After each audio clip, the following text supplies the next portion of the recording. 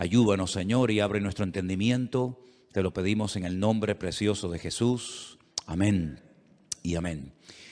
Pedirles también, por favor, que vean la información que les he mandado en esta tarde al grupo de WhatsApp de la iglesia. Si alguien no está en el grupo, pero quiere recibir ese estudio, esa reflexión acerca de lo que representó en su día la fiesta de Purim, que se está celebrando en estos días nuevamente en Israel. Yo hace años ya di una explicación acerca de esos nombres, ¿verdad?, que aparecen a la derecha en las Biblias en hebreo y unas palabras a la izquierda, y cómo hay unas letras pequeñitas y unas letras grandes en comparación con otras, todo lo que eso representa. Y les mandé esta tarde ese artículo porque no tiene desperdicio, es muy, muy interesante. Solamente unos pequeños detalles para despertar el interés, para que vean o para que lean, mejor dicho, ese documental o esa información. La fiesta de Purim se llevó a cabo en los días de la reina Esther, ¿verdad?, y del rey Asuero.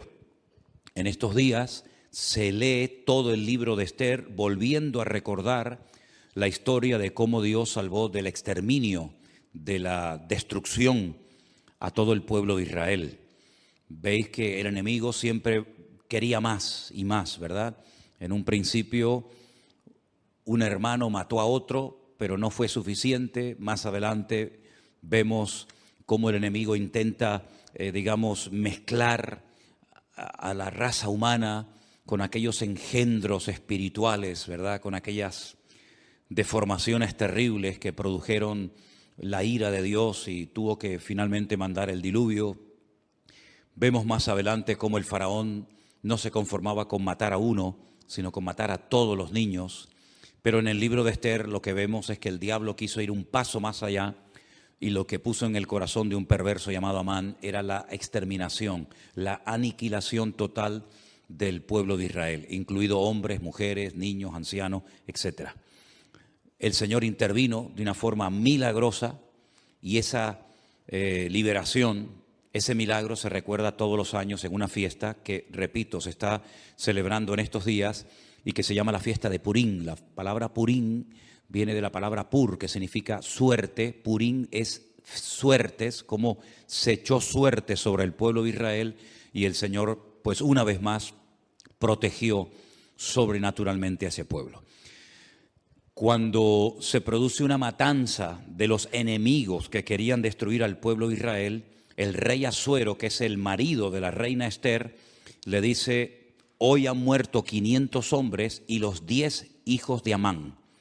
¿Tiene alguna petición más la reina?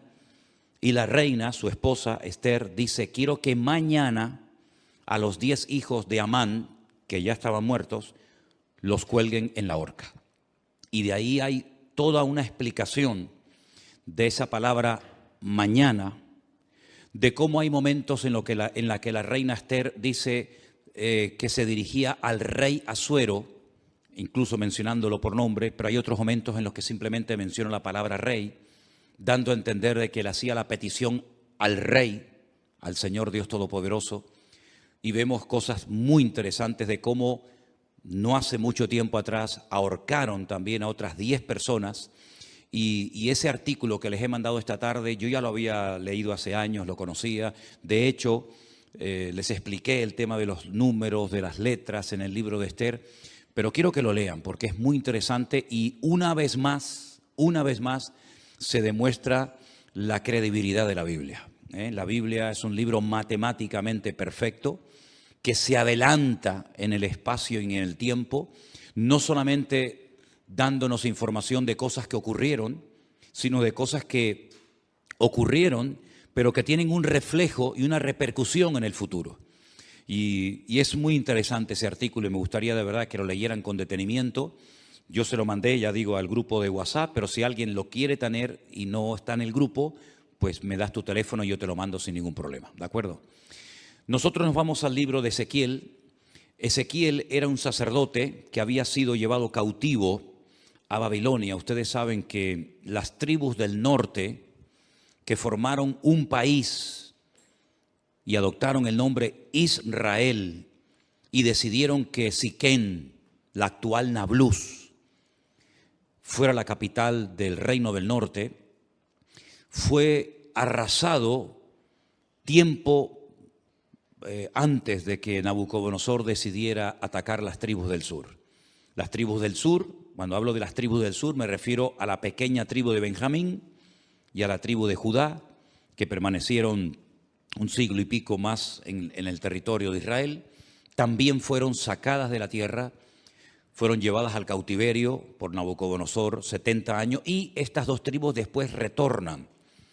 Y ese retorno, todo lo que hicieron, la reconstrucción del templo, de la ciudad, de las murallas, etcétera, pues se nos relata en el libro de Esdras y en el libro de Nehemías, que algunos creen que era un solo libro, no dos, como tenemos nosotros en nuestras Biblias, libro de Nehemías y libro de Esther. Se creen que los dos formaban un solo tomo, un solo libro.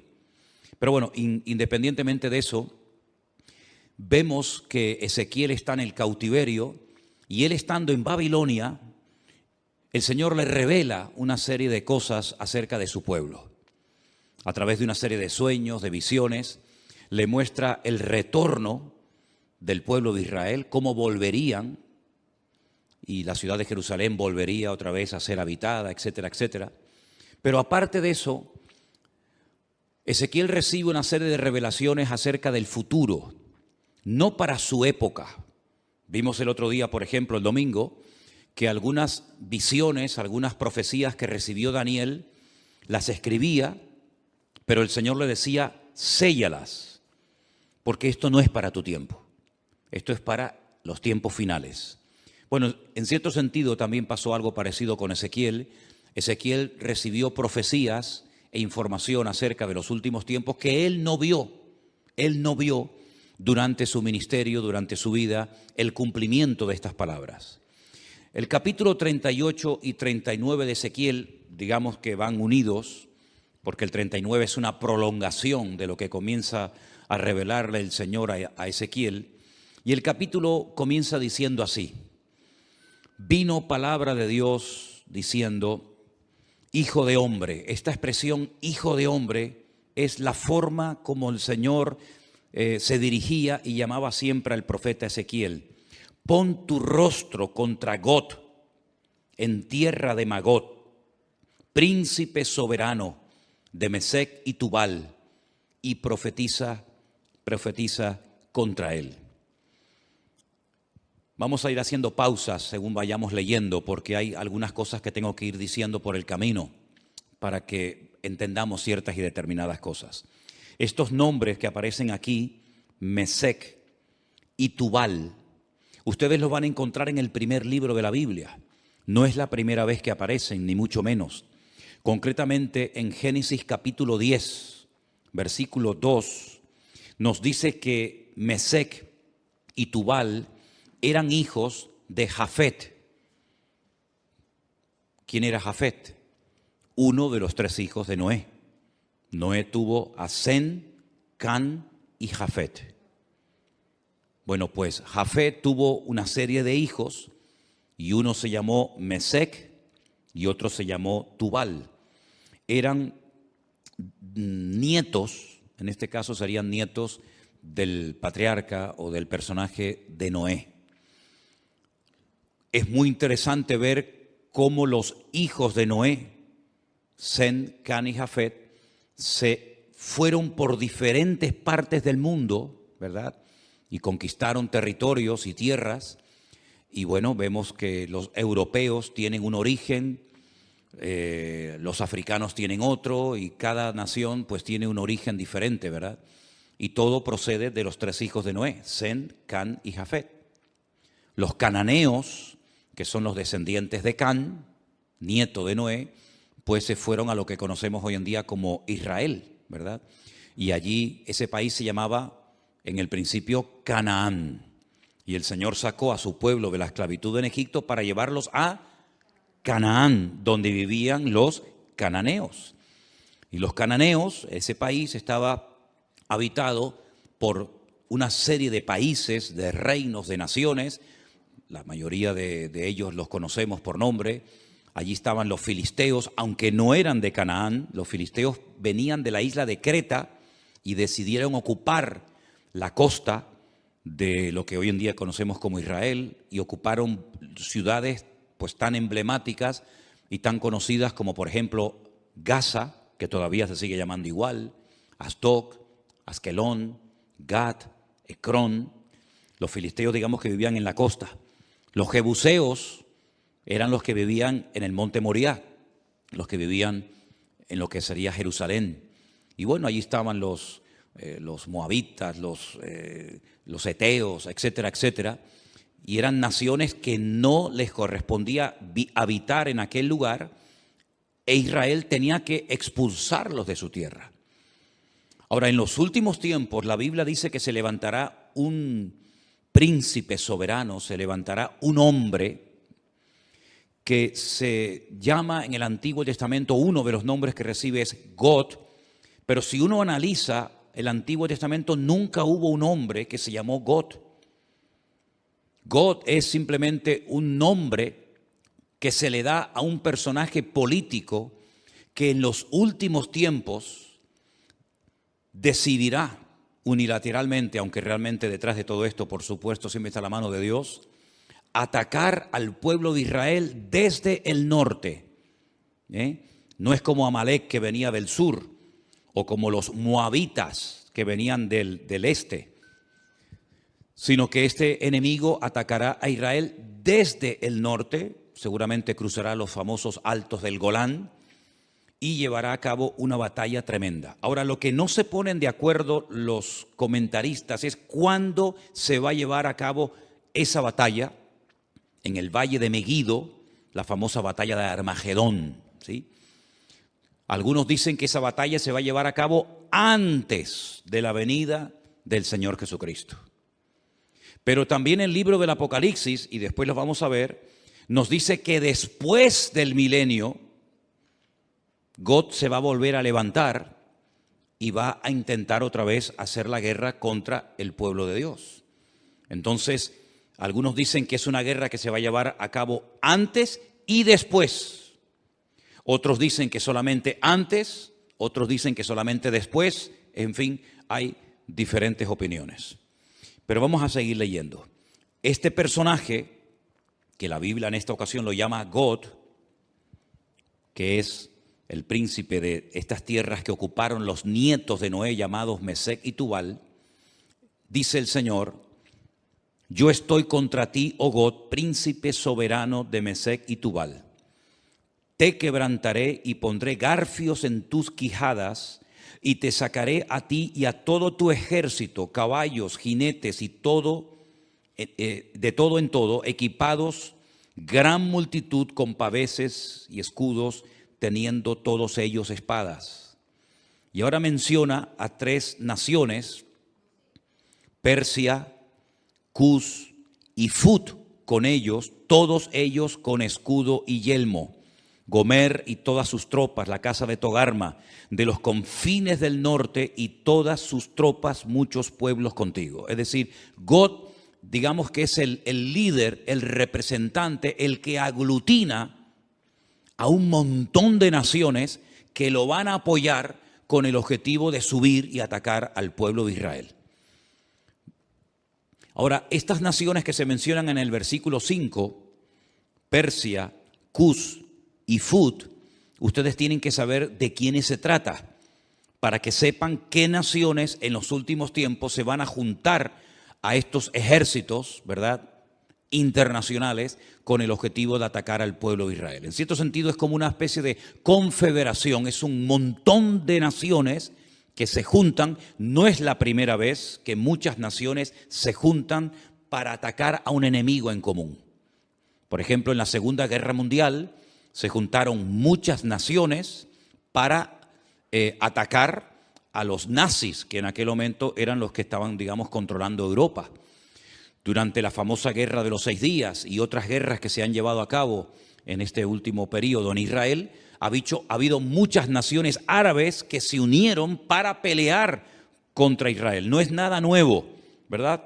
Son naciones que entre ellos se pelean, Entre ellos tienen también sus discrepancias, pero como tienen un enemigo en común, que en este caso es Israel, y todos quieren tomar parte de la ciudad de Jerusalén, se unen para pelear como si fueran un solo ejército. Pero realmente no es un solo ejército, sino son muchos ejércitos, muchos soldados que se juntan con un objetivo en común. El versículo 5 habla de Persia. Persia es el país de Irán. Ustedes saben que hasta el otro día a Irán se le conocía como Persia. Así que los iraníes no son árabes, son de origen persa. Así que Irán, qué curioso, ¿no? Se está hablando últimamente mucho acerca de este país. Irán también apoyará a Gog con el objetivo de atacar y destruir al pueblo de Israel. Así que ya tenemos identificado quiénes son los persas. Cus es un país de África, Etiopía. Ustedes saben que Moisés fue criticado por su propia hermana Miriam porque se casó con una mujer cusita. Los cusitas eran o son de Etiopía. Así que Cus en aquel tiempo era Etiopía, actualmente tiene otro nombre, y Fud es el país de Libia, un país que está en el norte de África. Como pueden comprobar, estamos hablando de naciones del norte de Israel, estamos hablando de naciones africanas, estamos hablando de la nación de Libia, y en los últimos tiempos vamos a ver cómo diferentes naciones, y ya lo estamos comenzando a ver, cada nación ya se está posicionando. Unos apoyan a un bando, otros apoyan a otro bando, y estamos viendo cómo se está reorganizando el mundo. Unos a favor de estos por los motivos que sea, otros a favor de estos por sus propios intereses, pero vamos a ver en los últimos tiempos cómo van a ocurrir cosas muy rápidos en la economía y en otras circunstancias, que lo que van a hacer es que cada país, por pequeño o grande que sea, por influyente o poco influyente que sea, va a buscar dónde acomodarse, a quién apoyar y bajo qué paraguas me pongo. Si bajo el paraguas de Oriente, bajo el paraguas de Occidente, y estamos viendo, solamente hay que ver un poquito los medios de comunicación y conocer un poco de la Biblia para darnos cuenta cómo el mundo se está reubicando, ¿verdad? Vamos a ver cosas muy interesantes. Así que esas tres naciones ya las hemos identificado. Después, más adelante, pues a lo largo del capítulo, vemos cómo esta batalla se va a llevar a cabo en ese valle que hemos estado recientemente visitando, un valle realmente precioso, el valle de Megiddo, un valle inmenso. Se va a llevar a cabo una batalla como jamás en la historia se ha llevado ninguna batalla. El hombre parece que no aprende. Cuando terminó la Primera y la Segunda Guerra Mundial, muchas personas dijeron, bueno, después de estos conflictos ya hemos aprendido que en una guerra nadie gana, sino que todos pierden. Por lo tanto, no tiene ningún sentido que los pueblos, que las naciones se sigan enfrentando la una con la otra, pero vemos que el hombre no aprende. Vemos que de vez en cuando salta por algún sitio, salta por algún otro lugar.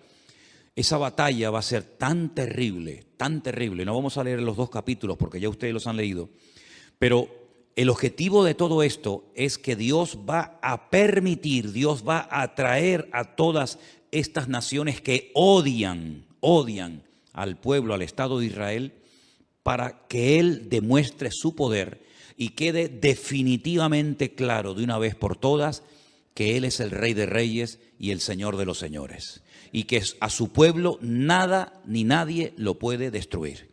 Todos los imperios, y podríamos hacer una lista enorme, todos los imperios, todos los países, todas las naciones que han intentado con todas sus fuerzas destruir al Estado de Israel prácticamente o han desaparecido o no son prácticamente nada en el tiempo presente.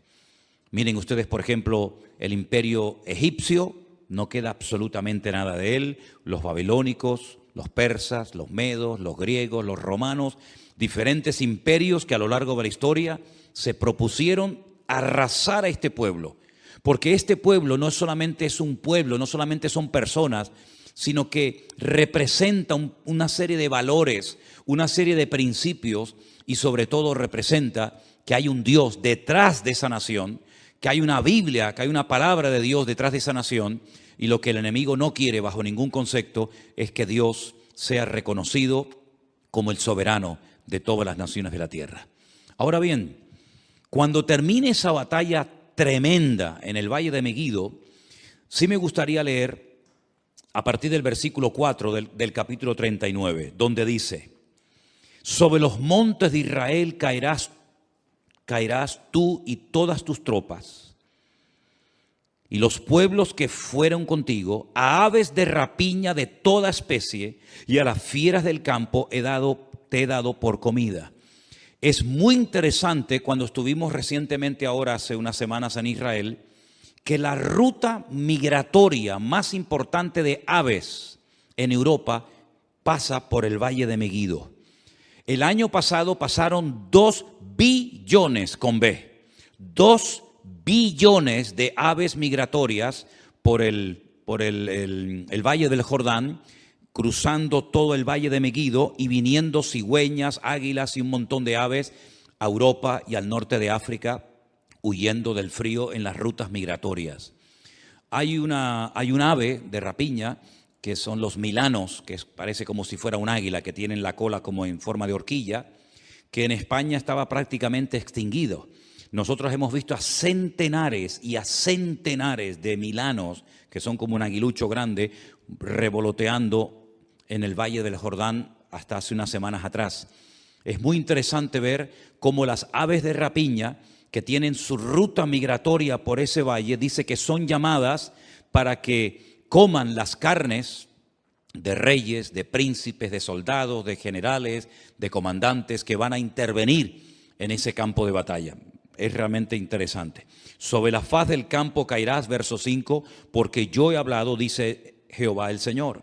Enviaré fuego sobre Magog y sobre los que moran con seguridad en las costas, y sabrán que yo soy el eterno Dios.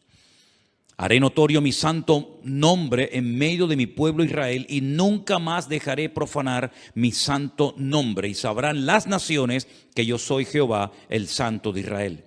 He aquí viene y se cumplirá, dice Jehová el Señor, este es el día del cual yo he hablado. Los moradores de las ciudades de Israel saldrán y encenderán y quemarán armas, escudos, paveses, arcos, saetas, dardos de mano y lanzas, y los quemarán en el fuego 7 años. Armamento que traerán esas naciones servirá de combustible durante 7 años después de que finalice la guerra. No traerán leña del campo ni cortarán de los árboles, sino quemarán las armas al fuego y despojarán a sus despojadores y robarán a los que les robaron, dice Jehová el Señor. En aquel tiempo yo daré a Gog lugar para sepultura allí en Israel. Es allí donde va a ser sepultado, donde va a ser enterrado este personaje, en el valle de los que pasan al oriente del mar, y obstruirá el paso a los transeúntes, pues allí enterrarán a Gog y a toda su multitud, y lo llamarán el valle de Amón Gog, que significa la multitud de Gog. Aquí habla de multitud, no especifica el número de esa multitud, pero el Apocalipsis sí nos da ese dato, porque nosotros no solamente tenemos el Antiguo Testamento para saber las cosas que van a ocurrir, por dónde van a atacar, cuántos van a atacar, cuánto tiempo estarán enterrando cadáveres, etcétera, etcétera, sino que además tenemos la información tremenda del Nuevo Testamento, sobre todo las cartas de Pablo a los tesalonicenses, las cartas de Pedro, parte también de la epístola cortita de Judas, y sobre todo el libro del Apocalipsis, donde nos da una información de millones y millones de soldados, 200 millones de soldados que subirán por toda esa cordillera, por esos valles, en dirección a Jerusalén. Pero allí muere este hombre, este personaje, y la casa de Israel los estará enterrando por 7 meses para limpiar la tierra. 7 meses, todos los días, enterrando muertos. Hermano, estamos hablando de multitudes, de millones de personas. ¿Cuánto se tardan en enterrar a la gente? Con una pala mecánica haces una zanja enorme y comienzas a echar cadáveres dentro. Pues 7 meses enterrando todos los días muertos, y los enterrará todo el pueblo de la tierra, y será para ellos célebre el día en el que yo sea glorificado, dice Jehová el Señor. Y tomarán hombres a jornal, que vayan por el país con los que viajen, para enterrar a los que queden sobre la faz de la tierra, a fin de limpiarla. Al cabo de 7 meses harán el reconocimiento.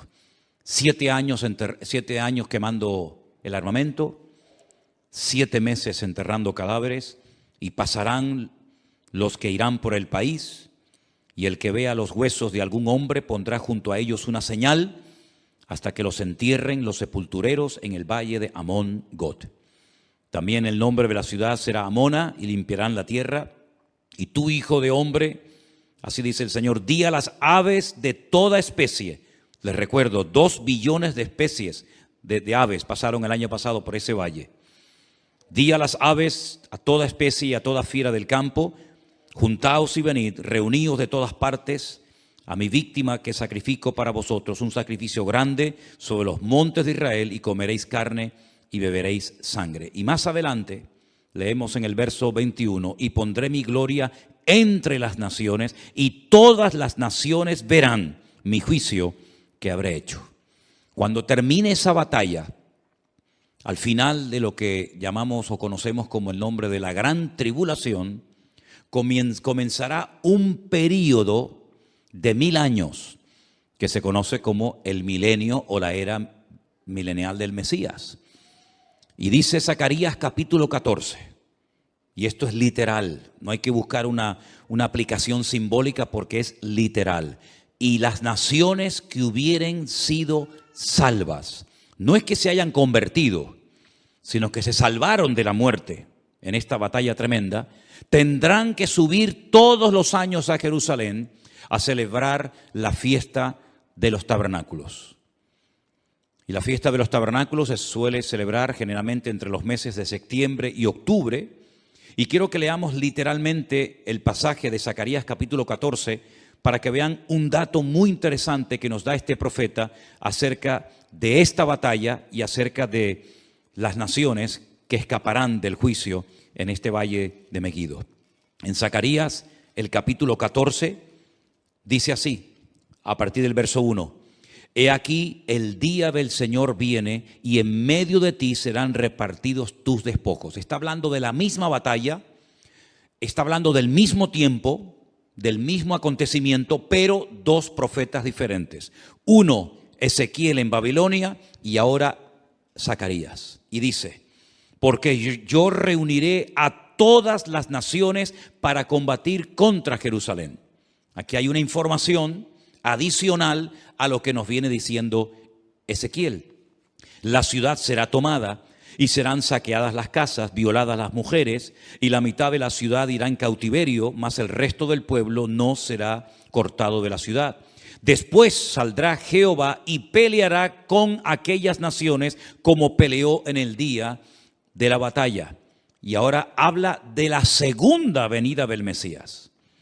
Porque el Mesías, cuando nació cerca de este monte de los Olivos, en dirección hacia el sur, aproximadamente como a 7-8 kilómetros al sur, en una pequeña localidad, en un pequeño pueblo llamado Belén, que pertenecía a Judea, Belén de Judea. Pero cuando dice aquí que se afirmarán en aquel día sus pies sobre el monte de los Olivos, aquí podemos ver que el Antiguo Testamento nos habla de su nacimiento en Belén de Judea y de su retorno, su segunda venida, poniendo los pies sobre el monte de los Olivos. Amén, hermanos, ¿lo ven claramente? Nace en Belén, retorna en el monte de los Olivos. Para que algunos digan que la Biblia no habla de 2 venidas, sino solamente de una. No, habla de 2 venidas. Una que ya se produjo cuando nace en Belén de Judea, y otra cuando se afirman sus pies en aquel día sobre el monte de los Olivos que está enfrente de Jerusalén, al oriente, al este, y el monte de los Olivos se partirá por en medio hacia el oriente y hacia el occidente, haciendo un valle muy grande, y la mitad del monte se apartará hacia el norte y la otra mitad hacia el sur. Es decir, si se parte el valle y parte se va hacia el este, parte hacia el oeste, y luego se ensancha, se separa el norte y el sur, quiere decir que en esa parte en la que hemos estado muchísimas veces, se va a hacer un valle gigantesco, un valle enorme. Ahora mismo entre el monte Moriah, donde antiguamente estaba el templo, y donde está el monte de los olivos, hay un barranco, hay como si fuera un barranco que se llama el famoso torrente de Cedrón, pero no tiene ni punto de comparación lo ancho que será ese valle cuando el Señor ponga sus pies sobre el monte de los olivos. La pregunta que a lo mejor algunos se hacen es: ¿qué interpretan los judíos cuando dice aquí y pondrá sus pies sobre el monte de los olivos y el monte de los olivos se partirá?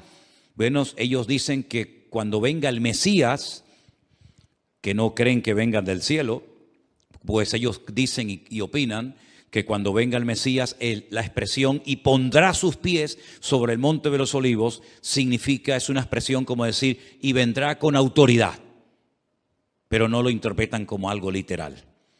Entonces, si no interpretan una parte del texto como no literal, tampoco pueden interpretar la otra parte del texto como literal, pero en esta ocasión se equivocan. Dice que huiréis al valle de los montes, porque el valle de los montes llegará hasta Sal. Huiréis de la manera que huisteis por causa del terremoto en los días de Usías, rey de Judá, y vendrá Jehová mi Dios y con él todos los santos. ¿Quién es el que viene? Jehová mi Dios. ¿Y viene acompañado de quién? Con todos sus santos. Esta es la segunda venida del Señor Jesucristo, donde todo ojo le verá, toda rodilla se doblará y toda lengua confesará que Él es el Señor, para gloria de Dios Padre. ¿Se dan cuenta cómo Él viene, pero no viene solo? Ya la iglesia ya ha sido arrebatada, ya fue llevada con Él, y cuando Él retorna en su segunda venida, su iglesia no está en la tierra, sino que su iglesia viene con Él en las nubes. Y acontecerá que en ese día no habrá luz clara ni oscura. Acontecerá que no habrá luz clara ni oscura. Qué cosa tan rara, ¿verdad? Será un día el cual es conocido de Jehová, del Señor, que no será ni de día ni de noche. No nos hacemos ni la más remota idea cómo puede ser, porque en nuestra mente no cabe decir, o es de día o es de noche. Pero dice, no va a ser ni de día ni de noche. ¿Y cómo será ese día? Solamente Él lo conoce. Pero sucederá que al caer la tarde habrá luz. Al caer la tarde, cuando se oculta el sol, es cuando ya se hace la noche. Pero aquí es al revés. Cuando llega la tarde, es cuando hay luz. Qué cosas tan interesantes, qué cambios, ¿no? Qué cambios tan tremendos va a haber. Acontecerá también en aquel día que saldrán de Jerusalén aguas vivas como ríos. ¿Saben que hay un barrio en Jerusalén por el cual hemos caminado muchísimas veces, que es el barrio de las 100 puertas, el barrio de los ultraortodoxos judíos, el barrio de Mea Sharim, las 100 puertas, que han descubierto que por debajo de ese barrio corren ríos de agua tremendos, como aguas subterráneas? Tal vez cuando se produzca ese terremoto tremendo, al poner sus pies sobre el monte de los olivos, esas aguas broten, salgan hacia arriba, y dicen que la mitad de esas aguas irán hacia el mar oriental y la otra mitad hacia el mar occidental, en verano y en invierno. Israel es el único país que tiene 4 mares, 2 internos y 2 externos. Tiene un mar que realmente es un lago, pero lo llaman el lago o el mar de Genesaret al norte. Más hacia el sur está el mar Muerto, que es mucho más grande que el mar de Galilea. Luego, al oeste está el Mare Nostrum, el mar Mediterráneo, que según como se mire, ahí termina o ahí empieza el mar Mediterráneo y llega hasta el Peñón de Gibraltar. Y luego al sur, ¿verdad?, está el Mar Rojo o el Mar de los Juncos, porque tiene un color rojizo por unas hierbas que hay allí. Como hay otro mar que se llama el Mar Negro, por unas algas que hace que parezca que el agua está negra, ¿verdad? Y dice que hay aguas de Jerusalén que llegarán y entrarán en el mar Mediterráneo, y otra parte de las aguas entrarán en el mar Muerto, y Jehová será rey sobre toda la tierra, y en aquel día Jehová será uno, y uno su nombre. ¿Verdad? No se le va a llamar de diferentes maneras, sino que uno será su nombre, tendrá un solo nombre. Y toda la tierra se volverá como llanura desde Jeba hasta Rimón, al sur de Jerusalén, y ésta será enaltecida y habitada en su lugar desde la puerta de Benjamín hasta el lugar de la puerta primera, hasta la puerta del ángulo, y desde la torre de Anael hasta los lagares del rey. Y morarán en ella, y no habrá nunca más maldición, sino que Jerusalén será habitada confiadamente. No estamos hablando, no estamos haciendo referencia a la nueva Jerusalén, que es la que Juan recibe en revelación y que nos cuenta cómo es en el capítulo 21 y el capítulo 22 del libro del Apocalipsis. Esta no es la nueva Jerusalén, esta es la Jerusalén renovada, transformada, pero terrenal, ¿verdad? En la cual Cristo, con todo su pueblo, sus hijos, estará reinando durante 1000 años. Pero no es la nueva Jerusalén de las calles de oro, las puertas de perla, etc. Pero se vivirá en esa ciudad. Y esta será la plaga con la que herirá Jehová o el Señor a todos los pueblos que pelearon contra Jerusalén. Eso no lo dice Ezequiel. Ezequiel dice que las tropas de Gog, o del anticristo, si lo prefieren así, quieren atacar y destruir Israel, pero dice que morirá, que será enterrado en Israel, pero no dice cómo morirán las personas en el campo de batalla. Pero Zacarías sí recibió el dato, la revelación de cómo morirían. Dice que será como una especie de plaga. Esta será la plaga con la que Jehová herirá a todos los pueblos que pelearon contra Jerusalén. Escuchen, la carne de ellos se corromperá estando ellos sobre sus pies. Están de pie, no están sentados ni acostados, están de pie, peleando, batallando. Se consumirán en las cuencas sus ojos y la lengua se les deshará en su boca. ¿Esto qué es? ¿Un ataque bacteriológico? ¿Un ataque nuclear? Pero esta será la forma como morirán esas personas que fueron a atacar a Jerusalén.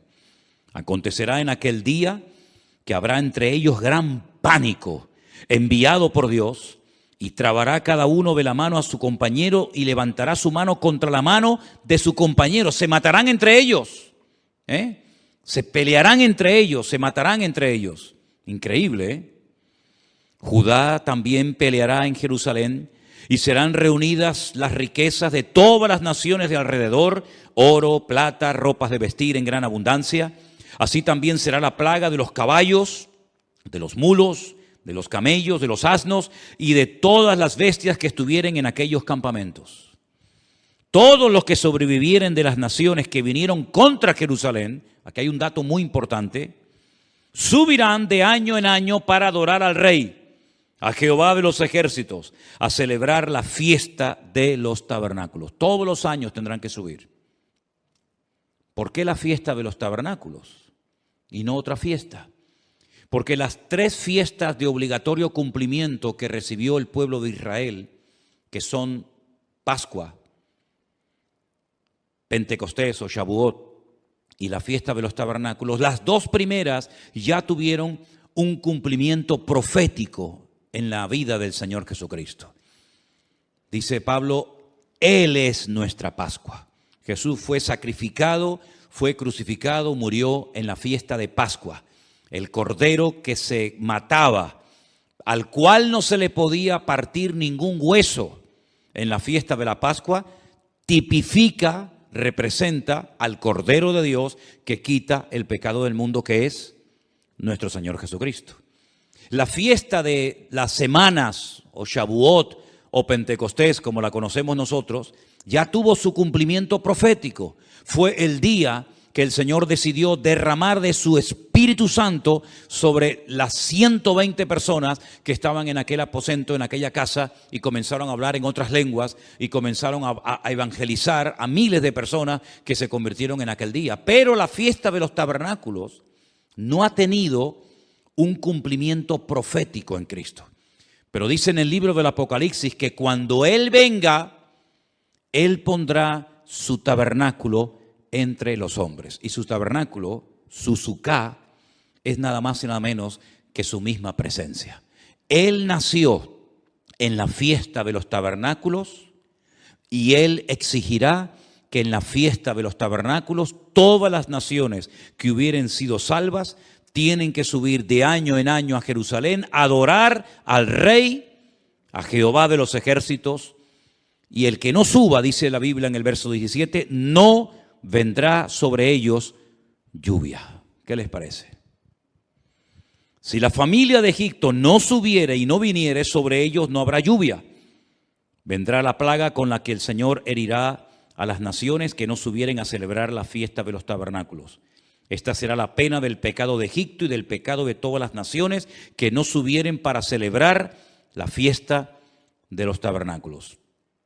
Así que cuando nosotros decimos que lo mejor y lo peor está por venir, es cierto, queridos hermanos. Cosas tremendas que hemos leído en esta noche, por lo menos en parte, y otras que no hemos leído, tienen que suceder en algún momento. ¿Quién nos iba a decir a nosotros que íbamos a ser protagonistas de ciertas y determinadas cosas que ya han visto y están viendo nuestros ojos cada día? Yo les recuerdo que hace 2 años, solamente 2 años, no se hubiera podido celebrar aquí este culto, porque estábamos todos confinados, encerrados en nuestras casas. Y esa experiencia, que para algunos era una locura y un disparate, que todas las naciones de la tierra, que todos los cristianos del mundo, que todas las iglesias, igual da de la denominación a la que sean, tendrían que cerrar las puertas durante algunas semanas o meses, ya en nosotros es un hecho que ya sabemos que pasó, porque también lo vivimos en carne propia. ¿Y quién nos iba a decir a nosotros lo que estamos viendo en televisión en estos días? ¿Verdad? Parece como decir, ¿pero qué es lo que ha pasado? Si hasta el otro día todo estaba tranquilo y todo estaba bien y ahora se ha disparado el precio de esto y el precio de lo otro y nadie sabe lo que tiene que hacer y nadie sabe lo que va a pasar dentro de media hora y nadie sabe si se va a quedar aquí o va a decir, bueno, vamos también a ir a por el vecino de enfrente. Nadie sabe absolutamente nada. Hay un temor, ¿verdad? Hay una inseguridad y dice la Biblia que en los últimos tiempos habría angustia en las gentes, habría temor. Habría miedo, pero en nosotros los cristianos, los que hemos creído, no pueden aflorar, no pueden manifestarse esas actitudes, sino más bien todo lo contrario. Dice, erguíos y levantad vuestras cabezas, porque vuestra redención está a las puertas. Y todo esto es la señal de que todo lo que está escrito en la palabra, que hemos leído y predicado durante años y años, pues llegará el momento que, si el Señor lo permite, lo vamos a poder contemplar y lo vamos a poder mirar con nuestros propios ojos. ¿Cuál debería ser entonces la postura de nosotros hoy en día ante lo que está ocurriendo y lo que va a venir, que es muchísimo peor que lo que estamos comenzando a ver? Bueno, pues yo quisiera recordarles que en esta mañana, no sé si lo vieron, en el devocional, yo leía una porción que Pablo escribió a los hermanos de la iglesia de los Filipenses. Y quiero volver a leer el pasaje que yo en esta mañana les leía, porque aquí encontramos instrucciones acerca de cómo tenemos que comportarnos y actuar en este tiempo final.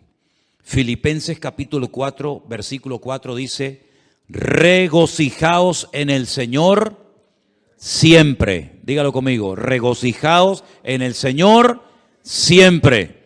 No solamente cuando hay dinero y abundancia de trabajo y salud y juventud no, siempre.